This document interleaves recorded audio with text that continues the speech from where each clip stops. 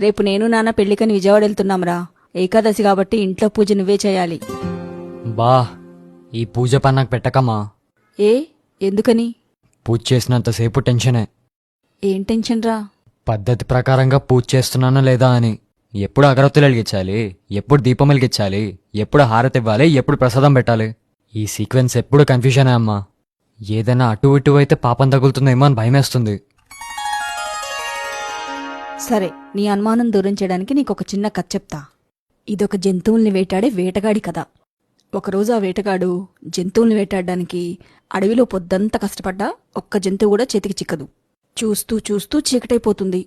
తాగడానికి నీళ్లు లేవు, తినడానికి తిండి లేదు. ఇంకేమీ చేయడానికి లేక అలిసిపోయి చెట్టెక్కి కూర్చుంటాడు. ఏదైనా జంతువు వస్తే వేటాడొచ్చని వేట కోసం ఎదురుచూస్తూ ఆ చెట్టుకున్న ఆకులన్నీ ఒక్కొక్కటి తెంపి కిందికి విసిరేస్తుంటాడు. ఇక ఆ క్షణం నుంచి ఆ వేటగాడికి తెలియకుండానే ఆ శివయ్యకి తను పరమప్రియుడైపోతాడు. అవునా? అదేంటి? తెలుసు నీకీ అనుమానం వస్తుందని. ఎందుకో చెప్తా విను. ఆ చెట్టుకి